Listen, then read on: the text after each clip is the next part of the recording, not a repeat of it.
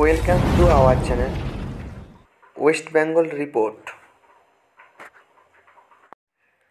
নমস্কার শ্রোতা বন্ধুরা, 6 ডিসেম্বর মুর্শিদাবাদের বিধায়ক হুমায়ুন কবির বাবরি মসজিদে শিলান্যাস করেছেন।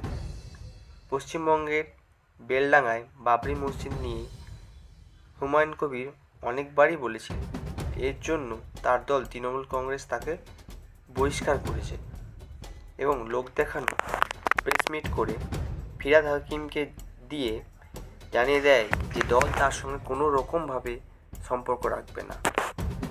এদিকে এসআইয়ের আবহে 54 লক্ষ নাম বাদ যাওয়ার পর মমতা বন্দ্যোপাধ্যায় বুঝে গিয়েছেন তার হাত থেকে মুসলিম ভোট বেরিয়ে যাচ্ছে, তাই হুমায়ুন কবিরকে দিয়ে নোংরা চক্রান্ত করছে এই মসজিদ বানানোর জন্য, যাতে সাধারণ মানুষকে বোঝানো যায় যে হুমায়ুন কবিরকে দল থেকে তার তাড়িয়ে দিয়েছে এবং সামনেই 2026-এর বিধানসভা ভোট, সেই ভোটে যদি এই উস্কানটা দিয়ে মুসলিম ভোট ফিরে পাওয়া যায়।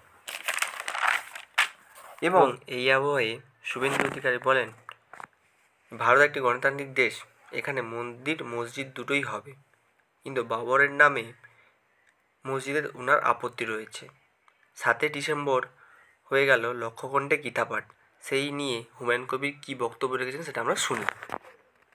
বিজেপি আজ নতুন করে হিন্দুত্ব করছে না, বিজেপি বরাবরই হিন্দুত্ব তাস খেলে। ওরা দীর্ঘদিন ধরে রাম মন্দিরের এজেন্ডা নিয়ে ক্ষমতায় এসছে, 19টা রাজ্য দখল করেছে, বাংলা দখল করার জন্য তারা গীতা পাঠ করছে। আমি আগামী দিনে মুসলমানদের বেশি বেশি করে বিধানসভায় সিট জেতার জন্য কোরআন পাঠেরও আয়োজন করব।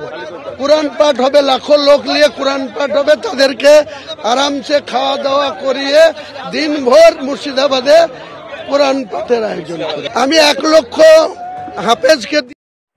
হুমায়ুন কবিরের বক্তব্যে উনি এটা বোঝাতে চেয়েছেন যে বিজেপি হয়তো এই গীতা পাঠ করে সাধারণ মানুষকে একত্র করতে চাইছে, হিন্দু সমাজকে একত্র করতে চাইছে। সেরকমই হুমায়ুন কবিরও মুসলিম সমাজকে একত্রিত করতে গিয়ে উনি এটা বলেছেন যে 1 লক্ষ কণ্ঠে নাকি কোরআন পাঠের ব্যবস্থা উনি করবেন।